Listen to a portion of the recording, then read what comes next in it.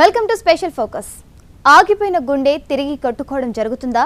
బహుశా ఓ 2 నిమిషాలు అలా జరిగితే జరగొచ్చేమో. కానీ అతనికి మాత్రం 30 గంట ఆగిపోయినా తిరిగి పని చేయడం ప్రారంభించింది. అయితే దీనికి డాక్టర్లు కూడా తమ సాయం చేయడంతోనే సాధ్యపడింది.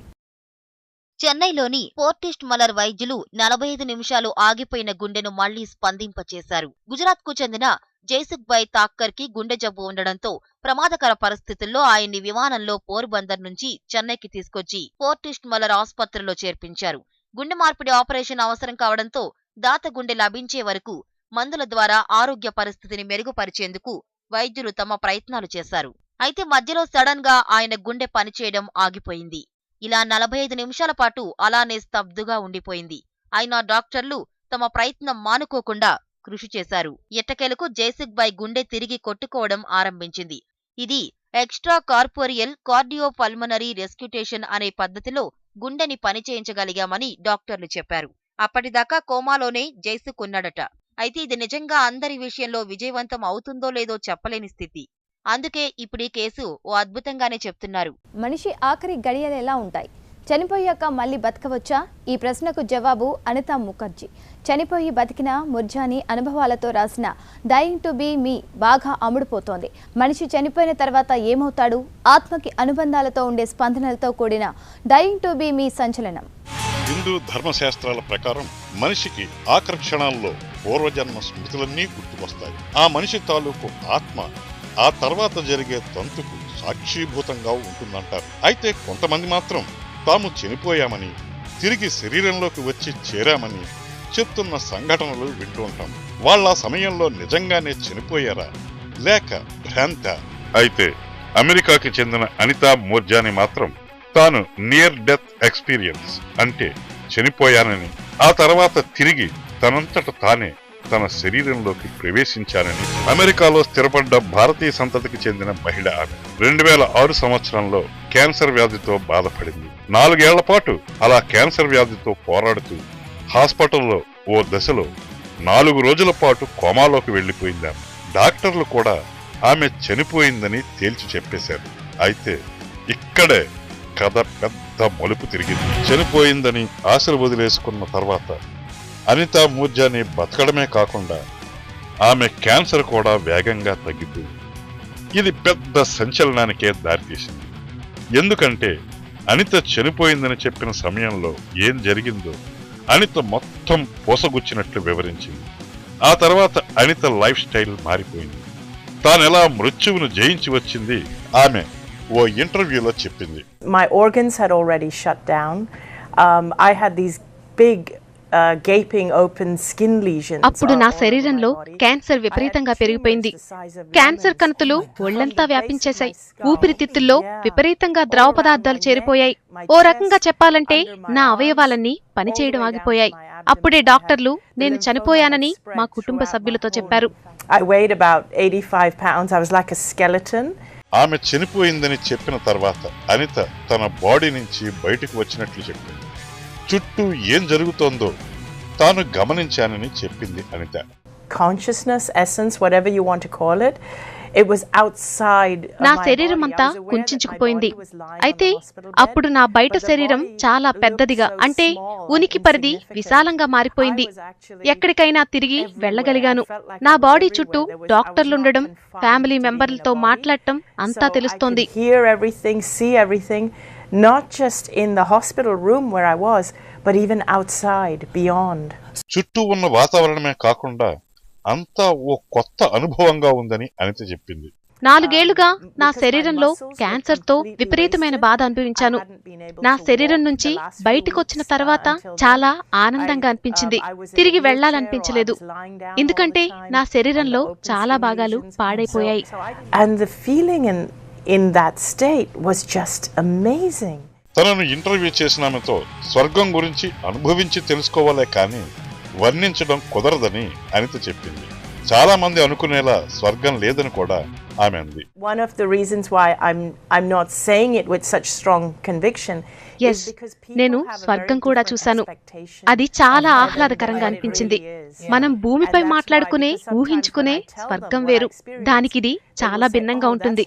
Heaven is not like earth is full of boundaries state than what people think. తాను చనిపోయిన క్షణంలో ఏమేం జరిగాయో కూడా అనిత చాలా స్పష్టంగా చెప్పడంతో చుట్టూ ఉన్న వాళ్ళు ఆశ్చర్యపోయారట. నేను చనిపోయానని చెప్పడంతో మా వాళ్లంతా విచారంగా ఉన్నారు. నేను ఏ మాత్రం ఫీలింగ్ లేకుండా నిర్వికారంగా వాళ్ళని చూస్తుండిపోయాను. నా సోదరుడు అనూప్ నన్ను చూడటానికి హాంకాంగ్ కి ఇండియా నుంచి ఫ్లైట్ లో బయలుదేరడం కూడా నాకు కనిపించింది. తాను చనిపోయిన తర్వాత తన తండ్రి ఎప్పుడో చనిపోయిన ఫ్రెండ్ కూడా కనిపించారట అనితకు. వాళ్లతో మాట్లాడిన తర్వాతే తిరిగి తన శరీరంలోకి రావడం కుదిరిందని అనిత చెప్పడం ఆశ్చర్యం అనిపించక మానదు. My father communicated to me and we don't communicate with our mouths. It's almost like telepathic. నేను మా నాన్న నా బెస్ట్ ఫ్రెండ్ తో మాట్లాడాను. మా నాన్న మాత్రం నాకు చనిపోవడానికి ఇక్కడకు రావడానికి టైం రాలేదని, అందుకని వెళ్లిపోమ్మని చెప్పారు. అలానే మా నాన్న జీవితంలో నువ్వింకా చేయాల్సింది చాలా ఉందని కూడా అన్నారు. క్యాన్సర్ ఎందుకు వచ్చిందో కూడా కారణం చెప్పారు. ఆ తర్వాతే నేను తిరిగి నా శరీరంలోకి వచ్చాను.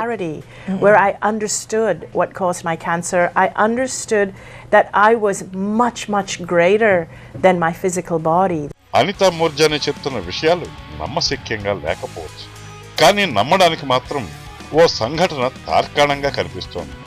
అదే కోమాలో ఉన్న సమయంలో ఓ డాక్టర్ ఆమెకి ట్రీట్మెంట్ ఇచ్చారు. అయితే అతను గాని మిగిలిన వాళ్ళు కానీ ఆమెకి తెలిసే అవకాశం లేదు. అయితే కోమా నుంచి బయటికి రాగానే సదర్ డాక్టర్ని అనిత అతని పేరు పెట్టి మరీ పిలిచిందంట. అలా అనిత చెప్పేది వాస్తవమనడానికి అదో నిదర్శనంగా మారింది. And then when the doctor came in and he said, "Oh, you're awake," and then I called him by his name. నేను కోమా స్థితిలో 4 రోజులు ట్రీట్మెంట్ ఇచ్చిన డాక్టర్ పేరు పెట్టి పిలిచాను. హే, నీకు నా పేరెలా తెలుసు అన్నారాయన. నాకన్నీ తెలుసన్నాను. నేను ఆ తర్వాత రికవర్ కూడా చాలా వేగంగా అయ్యాను. నా క్యాన్సర్ కణతులన్నీ 70% తగ్గిపోయాయి. Was treating me yesterday and he said, "Yeah, but you were in a coma. Your eyes were closed."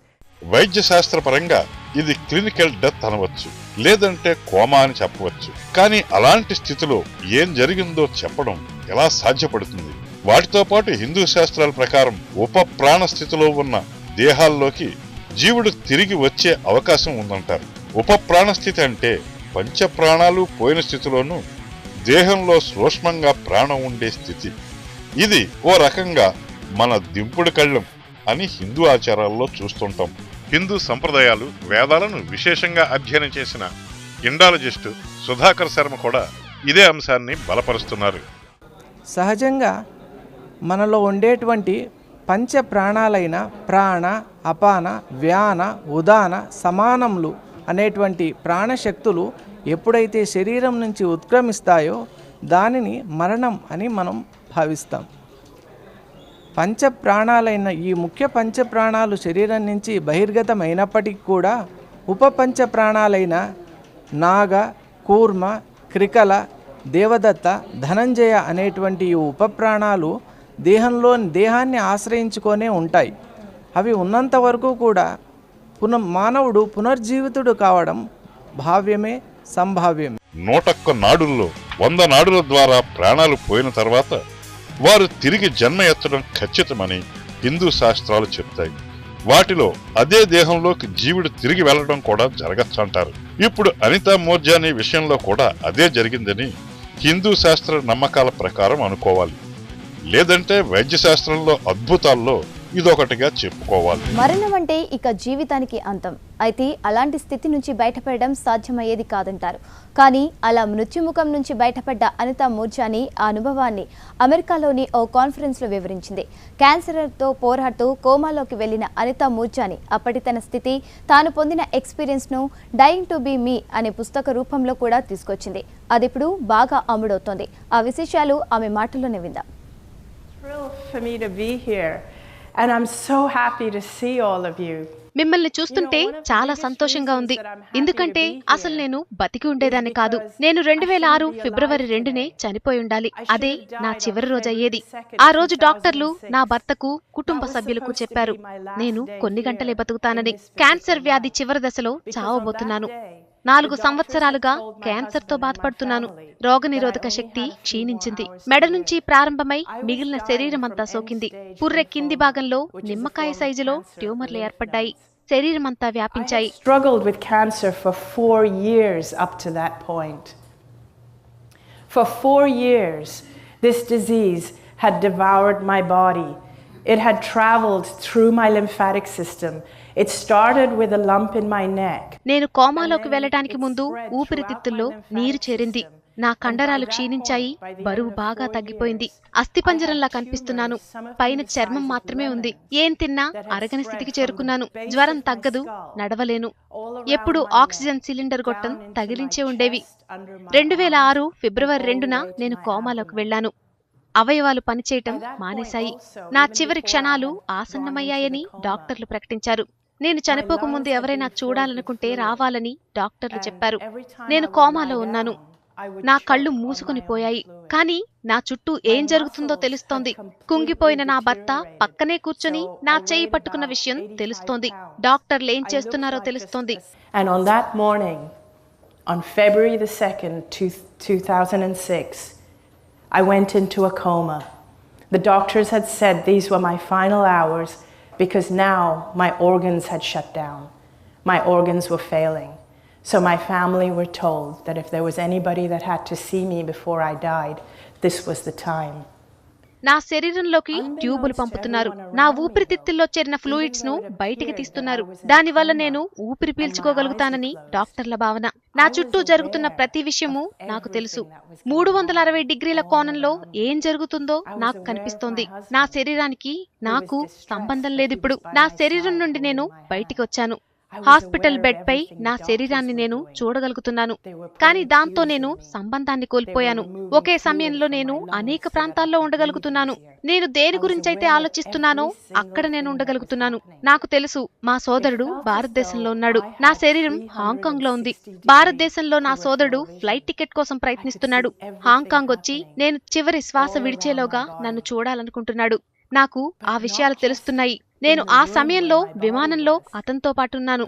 అదే సమయంలో నేను నా తండ్రి, నా బెస్ట్ ఫ్రెండ్ ను చూడగలిగాను. వారప్పటికి చాలా కాలం క్రితమే మరణించారు. వారిప్పుడు నాతోనే ఉన్నారు. వారు నాకు సలహాలిస్తున్నారు, మాట్లాడుతున్నారు. నాకంతా అర్థమవుతోంది. నాకు క్యాన్సర్ ఎందుకు వచ్చిందో తెలిసింది. My brother was in India and was rushing to get on a plane to come and see me. He wanted to see me before I took my last breath. And I was aware of that. I felt as though I was with him. I saw him on the plane. భౌతికంగా ఉన్నప్పటికంటే ఆ స్థితిలో నేను చాలా శక్తివంతమైన దాన్నన్న భావన కలుగుతోంది నాకు. అందరితో నాకు సంబంధాలున్నాయన్న భావన కలిగింది. డాక్టర్లు, మా అమ్మ, భర్త, మా వాళ్ల భావోద్వేగాలు అర్థమవుతున్నాయి. నాకు మాత్రం భావోద్వేగాలు లేవు. నీకప్పుడే చనిపోయే టైం రాలేదని మా నాన్న నాతో చెప్పాడు. తిరిగి నా శరీరంలోకి వెళ్లాలని మా నాన్న చెప్పారు. అయితే నాకు మాత్రం అలా వెళ్లాలనిపించలేదు. ఎందుకంటే జీవోత్సవంలా మారిన నా శరీరంలోకి వెళ్లాలన్న కోరిక నాకు లేదు. వెళ్లినా నా కుటుంబానికి భారంగా మారతాను. నేను రోగంతో బాధపడుతున్నాను. అయితే మళ్లీ మరుక్షణమే నాకు ఓ ఆలోచన తట్టింది. క్యాన్సర్ కు కారణమేంటో తెలిసిపోయింది కాబట్టి ఇప్పుడు నా శరీరంలోకి వెళ్తే నేను తొందరగా కోలుకోగలనని అనుకున్నాను. ఆ క్షణంలో నేను తిరిగి నా శరీరంలోకి ప్రవేశించాలని నిర్ణయించుకున్నాను. I felt as though my father was trying to communicate with me that it wasn't my time, that I needed to go back into my body. At first, I didn't want to go back because I still felt as though I had a choice whether to come back or not. So at first, I absolutely did not want to go back into my body because I couldn't see a single good reason to go back into this sick and dying body. నువ్వెవరో నీకు తెలిసింది కదా. ఎలాంటి భయాలు లేకుండా తిరిగి వెళ్లమని నా తండ్రి, నా బెస్ట్ ఫ్రెండ్ చెప్పారు.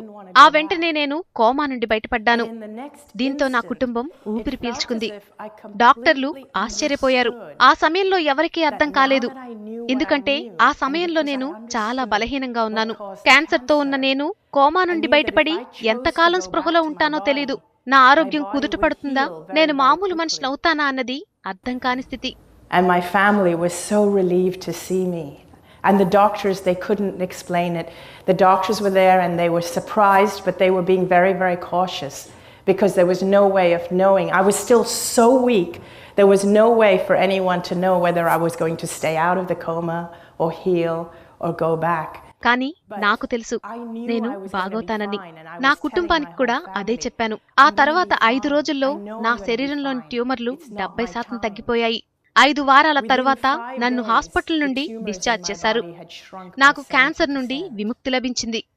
నా అనుభవం నా జీవితాన్ని మార్చేసింది. నా జీవితం పూర్తిగా భిన్నంగా కనిపిస్తోంది. ప్రపంచాన్ని చూసే నా దృష్టికోణాన్ని అది పూర్తిగా మార్చేసింది.